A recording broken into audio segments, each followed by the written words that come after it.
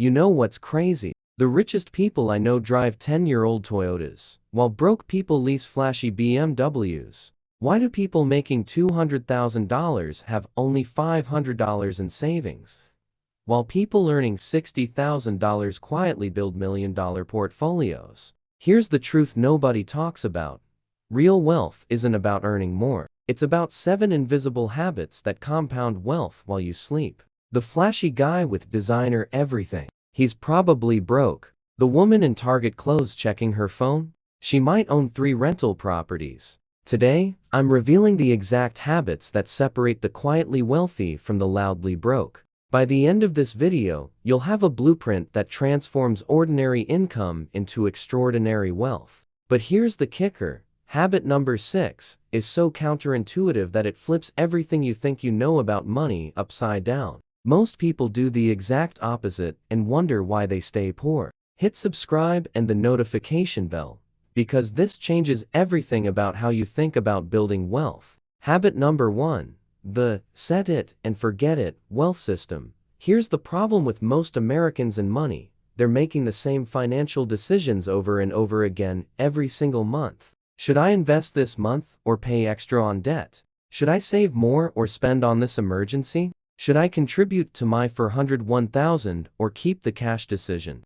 Fatigue is killing your wealth before it even starts growing. Every choice drains your mental energy and opens the door for emotions to sabotage your financial future. But here's what quietly wealthy people figured out long ago. They don't make monthly money decisions because they made all their money decisions once years ago. Let me tell you about Marcus, a plumber I know who makes $65,000 a year, but has $400,000 in his investment accounts at age 45. People assume he inherited money or got lucky with crypto. The truth, he automated his entire financial life when he was 25. Every paycheck, the money splits automatically. 20% goes straight to his investment account, 10% feeds his emergency fund, 15% handles his retirement contribution, and the remaining 55% covers his living expenses. He never sees the money that's supposed to build his wealth. It disappears before temptation can touch it.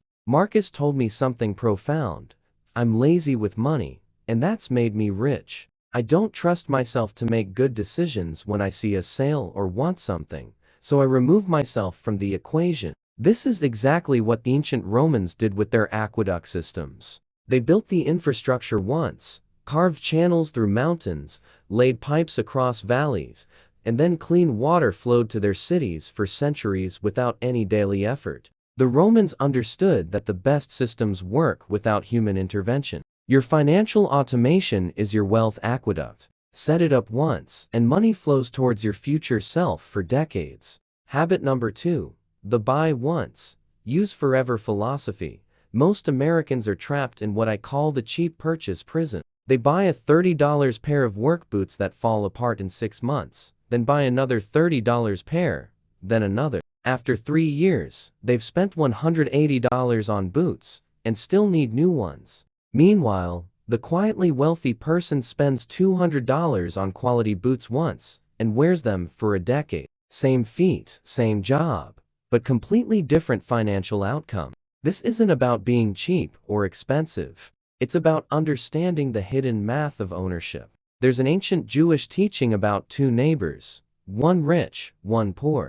Every winter, the poor man bought cheap shoes for $10 that lasted 1 season. The rich man bought expensive shoes for $50 that lasted 5 years. After 5 years, the poor man had spent $50 on shoes and needed new ones. The rich man had spent $50 on shoes and still had 3 good years left.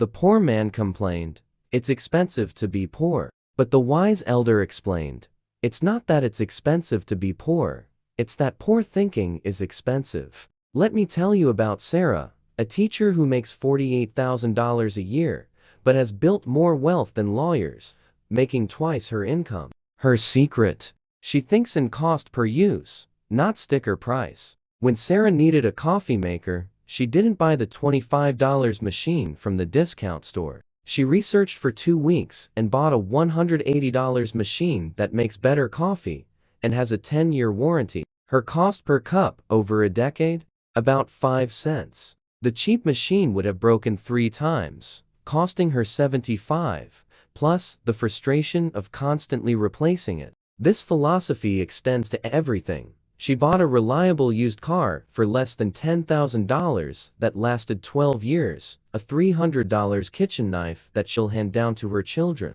This mindset is key to understanding how the quietly wealthy make their purchases. $12,000. Instead of financing a new one for $400 per month, she invested in a quality mattress, kitchen knives, and a winter coat, all things she'll use for years. Sarah told me, "People think I'm splurging, but I'm actually the most frugal person I know. I just spread my frugality over time instead of concentrating it at checkout." Here's your action step. Before any purchase over $100, ask yourself the 10-year question. Will I still be using this in 10 years? And what's my cost per use? If something will serve you for a decade, the price per year might be surprisingly reasonable. The quietly wealthy don't mind paying full price for half the stuff. They'd rather own fewer, better things than constantly replace inferior ones. What I'm about to say is what makes the difference. Habit 3. The net worth obsession, not income. Here's the brutal truth that'll shock you. I know a surgeon making $350,000 a year who's broke, and a janitor making $35,000 a year who's quietly building a 7-figure portfolio.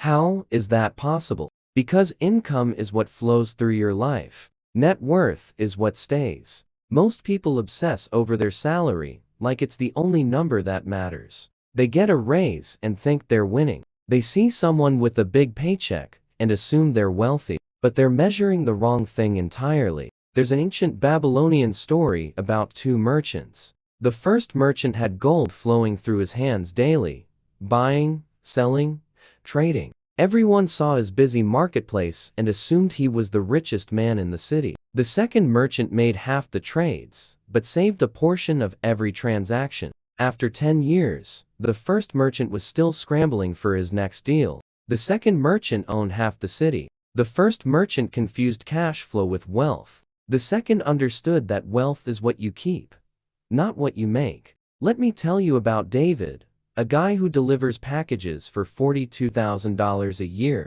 Every month, David tracks 3 numbers religiously: his assets, savings, investments, 401k, his liabilities, debt, credit cards, and the difference between them, his net worth. 5 years ago, David had a negative net worth of $15,000 thanks to student loans and credit card debt. Today, he's worth $85,000. That's a $100,000 improvement on a modest salary. Meanwhile, his neighbor Brad makes $95,000 as a marketing manager, but has a net worth of $12,000. Brad focuses on his monthly income. David focuses on his monthly increase in net worth. David told me, "I stopped caring about looking rich when I started caring about being rich. Every dollar I don't spend is a dollar that compounds for decades." The quietly wealthy track their net worth like athletes track their performance. They celebrate when it goes up, analyze when it goes down, and make decisions based on how it affects their long-term financial position. Here's your action step. Calculate your net worth this weekend. Add up everything you own, subtract everything you owe. That's your real financial score. Then commit to increasing it by $1,000 every quarter, regardless of your income. The goal isn't to have the highest salary in the room. It's to have the highest net worth. Wait, there's something you need to pay attention to if you don't want to lose everything. Quick question. Are you tracking your net worth monthly? Or are you still just watching your paycheck? Drop a comment with your biggest net worth goal for this year. Habit 4. The 10-year filter for every decision. Here's why most Americans stay financially stuck. They think in paychecks, not decades. They make decisions based on how they feel today, instead of how those decisions will compound over the next 10 years. Should I lease this car or buy used? Should I get the expensive coffee or make it at home? Should I move to the trendy apartment or stay in the boring one? Most people ask, what do I want right now? The quietly wealthy ask, where will this decision take me in 2034? This shift in time horizon changes everything, Because compound interest doesn't care about your quarterly desires. It only rewards long-term thinking. There's an ancient Chinese story about a poor farmer who found a magical seed. A wise man told him, "Plant this seed, and in 1 year, it will give you enough rice to feed your family for a month. But if you wait 10 years without touching it, it will grow into a forest that feeds your village forever." The farmer's neighbors mocked him. "You're starving now," they said. "Plant it this year and eat." But the farmer understood something they didn't. He wasn't just feeding himself, he was feeding generations. Let me tell you about Jennifer, a nurse who makes $68,000 a year, but will retire with over $2 million at age 65. Her secret: every financial decision gets filtered through her 10-year rule. When Jennifer wanted to lease a new SUV for $452 per month, she ran the numbers over 10 years. That lease would cost $54,000, and she'd own nothing. Instead, she bought a reliable 3-year-old car for $18,000 cash, and invested the $36,000 difference. That $36,000 growing at 7% annually will become $70,000 in 10 years. By retirement, it could be worth $300,000. So Jennifer's boring car decision was actually a $300,000 wealth decision. When her friends go out for $80 dinners twice a week, Jennifer asks her 10-year-old question. That's $8,000 annually over 10 years. Invested instead of spent, that becomes $110,000. By retirement, nearly $500,000. Jennifer told me, "Not depriving myself. I'm choosing my future self over my present self. And my future self is going to be really grateful." Here's your action step. Before any purchase over $200 or any monthly commitment, ask yourself, if I invest this money instead, what could it become in 10 years? Use a compound interest calculator. The numbers will shock you. The quietly wealthy don't fear missing out on today's pleasures. They fear missing out on tomorrow's freedom. But that's just the surface. What's behind it is what will startle people. Habit 5. The multiple faucet strategy.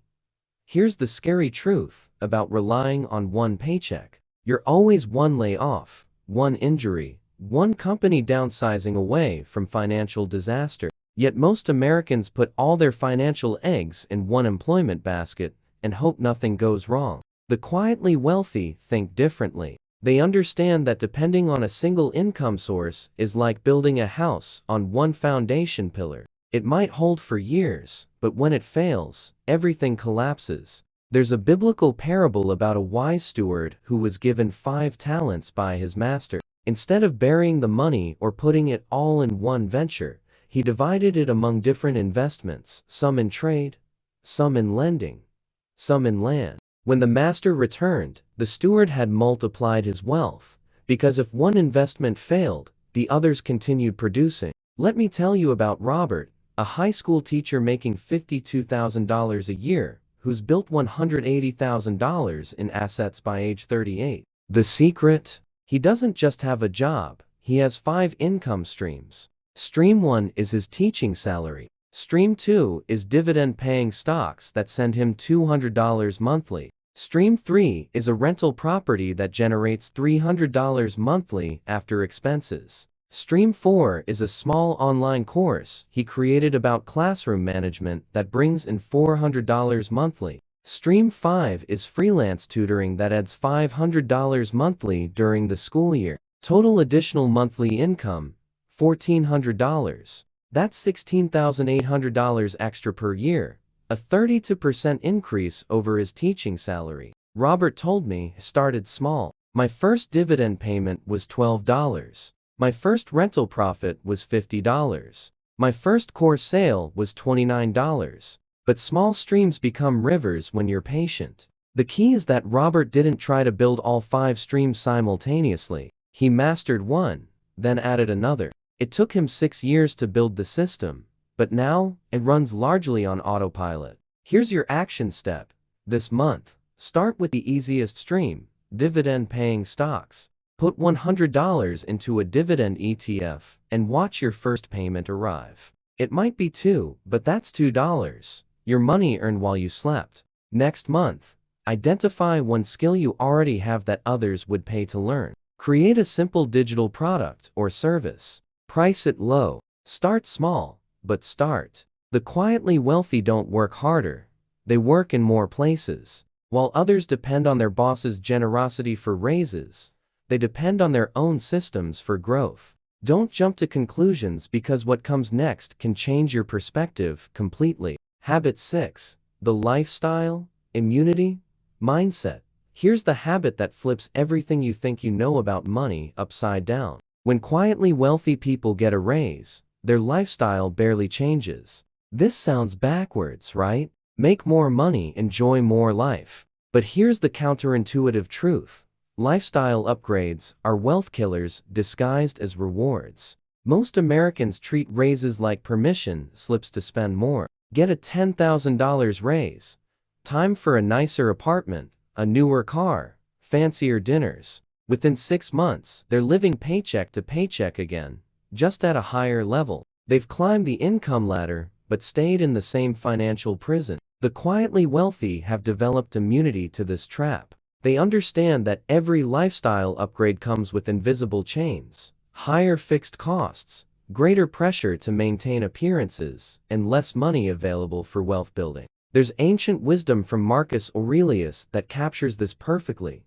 How much trouble he avoids, who does not look to see what his neighbor says or does, but only to what he does himself. Let me tell you about Patricia, an accountant who went from $45,000 to $85,000 over 5 years. Her friends expected her to move to a luxury apartment, buy a new car, and start shopping at expensive stores. Instead, Patricia did something radical. She kept living like she made $45,000, that extra $40,000 annually. It went straight into investments over 5 years, while her friends upgraded their lifestyles and stayed broke. Patricia quietly accumulated $200,000 in assets. Patricia told me, "My friends think I'm crazy. They say, what's the point of making more money if you don't spend it?" But I realized I already had everything I needed to be happy at $45,000. The extra money was just an opportunity to buy my freedom faster. When Patricia did upgrade, she followed the one thing rule. With each raise, she improved exactly one aspect of her life: a better mattress, a gym membership, higher quality food. The rest went toward wealth building. Here's your action step. Next time you get a raise, bonus, or unexpected money, use the 90-10 rule. 90% goes to investments or debt elimination. 10% goes to one small lifestyle improvement that genuinely enhances your well-being. The quietly wealthy understand that lifestyle inflation is optional, but wealth acceleration isn't. They choose to live below their means, not because they're cheap, but because they're strategic. It sounds simple, but the hardest part is what's about to be told next. Habit 7. The crisis opportunity response. Here's the moment that separates the quietly wealthy from everyone else. When crisis hits, markets crash, jobs disappear, and emergency strikes, most people panic, make emotional decisions, and destroy years of progress in weeks. But the quietly wealthy, they see opportunity disguised as disaster. This isn't about being heartless or taking advantage of others' pain. It's about maintaining clarity when everyone else loses their minds. Because a crisis doesn't destroy wealth, panic does. When COVID hit in 2020, most Americans pulled money out of the stock market in fear. The S&P 500 dropped 34% in 5 weeks. People sold everything, convinced the world was ending. But the quietly wealthy did the opposite. They bought more while everyone else was selling. Why? Because they understood a fundamental truth. Every crisis in history has been temporary, but the assets that survive a crisis always recover stronger. There's an ancient Stoic teaching that perfectly captures this mindset. You have power over your mind, not outside events. Realize this, and you will find strength. The Stoics understood that we can't control what happens to us, but we can control how we respond. Let me tell you about Michael, a factory worker who became a millionaire, despite the crisis, but because of it. During the 2008 financial crisis, When everyone was panicking about their 401,000 losses, Michael made a counterintuitive decision. He increased his contributions while his coworkers stopped investing entirely. Michael doubled down. He used his tax refund, overtime pay, and even sold some possessions to buy more stocks when they were 50% off. His friends called him crazy. "You're throwing money away," they said. 10 years later, those crazy purchases had quadrupled in value. Michael told me, "I realized that a crisis is just a clearance sale for assets. The wealthy don't panic during sales, they shop." The quietly wealthy have 3 crisis advantages. First, they have emergency funds, so they never have to sell investments at the worst possible time. Second, they have low debt, so they're not forced into desperate decisions. Third, they have the emotional discipline to think in decades, not days. Here's your action step. Create your crisis response plan. Now, while you're calm, down exactly what you'll do if markets crash 30%. Will you sell and panic, or buy more? Having a predetermined plan removes emotion from crisis decisions. The quietly wealthy understand that wealth is transferred during crisis, not created during calm. They position themselves to be buyers when everyone else is forced to be sellers.